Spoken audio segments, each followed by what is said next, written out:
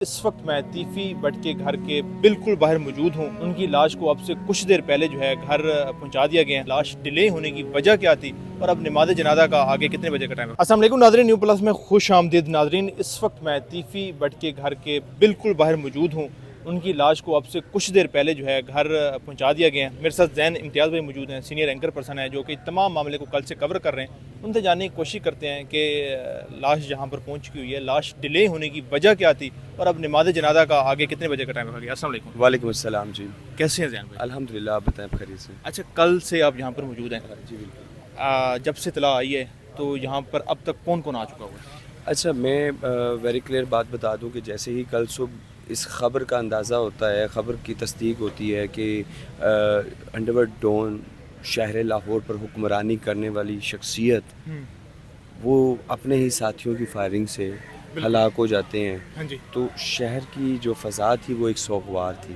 کچھ لوگ خوش تھے، کچھ لوگ غم میں مبتلا تھے، ٹھیک ہے۔ اور جیسے ہی ہمیں پتہ چلا ہم یہاں پر آئے اور ان کے بڑے بھائی خواجہ اظہر گلشن صاحب نے ایک بیان دیا نجی چینل کے صحافی کو، تو اس میں انہوں نے کہا کہ مریم نواز، شہباز شریف صاحب، آپ دونوں کا شکریہ کہ آپ نے میرے بھائی کا تحفہ مجھے دیا۔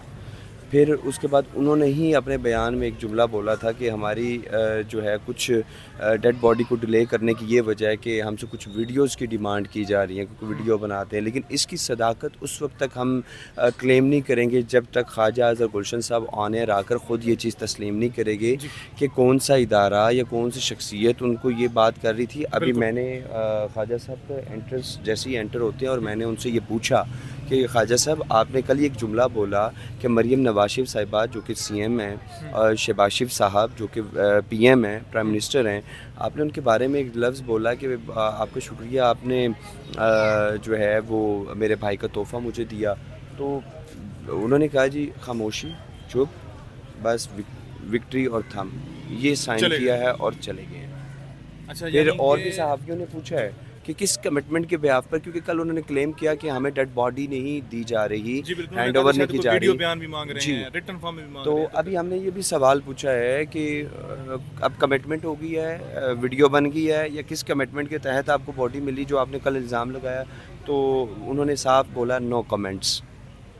ابھی کی یہ پوزیشن ہے، 4 بجے کا وقت دیا گیا تھا، گلبرگ کا یہ علاقہ ہے، تیفی بٹ صاحب کا یہ گھر ہے جو کہ بتایا جاتا ہے کہ بم پروف ہے۔ اچھا، یہ بم پروف جی بتایا جاتا ہے۔ اور اس کے بعد بالکل سامنے ہی ان کی جو اپنے ہی ایک حویلی ہے، وہاں پر اب تمام جو تیفی بٹ صاحب کے عزیز و اقارب ہیں، خواجہ اظہر گلشن صاحب کے عزیز و اقارب ہیں، جتنے بھی ان کے دوست احباب عزیز و اقارب ہیں، وہ یہاں پر اب آ رہے ہیں اور فیملی کے جو غم میں جو فیملی مبتلا ہے ان کے غم میں برابر کے شریک ہو رہے ہیں اور دعائے مغفرت کی جا رہی ہے اور آخرت کی منزلیں آسان کے حوالے سے 4 بجے کا وقت دیا گیا۔ لیکن اس میں ایک بڑی ڈیولپمنٹ یہ ہے کہ گوگی بٹ صاحب کے حوالے سے اگر ہم بات کریں، گوگی بٹ صاحب چونکہ منظر ہم سے غائب تھے، روپوش ہیں، کچھ لوگ یہ بھی کہہ رہے ہیں کہ گوگی بٹ صاحب شاید گرفتار ہو چکے ہیں اور کچھ لوگ یہ کہہ رہے ہیں کہ شاید روپوش ہے۔ اس کے بارے میں بہت بڑی چیز ہے، کیونکہ مین جو امیر بالاج مرڈر کیس جہاں سے یہ کہانی ریسنٹلی سٹارٹ ہوتی ہے، اس میں جو مین نامزد ملزم تھے وہ گوگی بٹ اور تیفی بٹ تھے۔ گوگی بٹ صاحب جی آئی ٹی میں پیش ہوئے، جی آئی ٹی نے ان کو پہلے بے گناہ کہا اور اب قصوروار ٹھہرا دیا، اور اس کے بعد انہوں نے جی آئی ٹی کے اوپر الزامات لگانے سٹارٹ کیے اور وہ خدشات ظاہر کیے، ٹھیک ہے، کہ جی آئی ٹی پہ مجھے یقین نہیں ہے چینج کی جائے یا یہ وہ ساری چیزیں۔ اب دیکھیں، حیران کن چیز ہے، انڈرورلڈ ڈون یا 40 سال شہر لاہور پر حکمرانی کرنے والا شخص وہاں پر ڈیڈ باڈی ابھی گھر کے اندر موجود ہے، اور ان کا جو کزن ہے جس کے ساتھ جو کندھے سے کندھا ملا کر چل رہے تھے، آج وہ ان کے جنازے میں شاید شرکت کریں گے نہیں کریں گے، یہ بہت بڑا سوال نشان ہے۔ بالکل، اور ایشیا کی مارکیٹ کے صدر، یعنی کہ 30,000 سے زائد ایسی دکانیں جو ان کو بھائی بھائی کہہ کر پکارتے تھے، آج میرے خیال میں یہ تمام پاکستانیوں کے لیے، تمام لوگوں کے لیے ایک سبق ہے کہ جس کو وہ شخص کہتا تھا کہ یہ میرے اپنے لوگ ہیں، میرے ساتھی ہیں، یہی اس کو بچائیں گے یا اس کا ساتھ دیں گے، انہی کی گولیوں سے جو ہے آج یہ تمام تر سچویشن ہوئی ہے۔ باقی رہے کمنٹ سیکشن میں دیجیے گا، اگلی جو صورتحال ہوگی اس کے لیے بھی ہمیں سبسکرائب بھی کر لیجیے گا۔ ہمیں دیں اجازت، اللہ نے کے پاس۔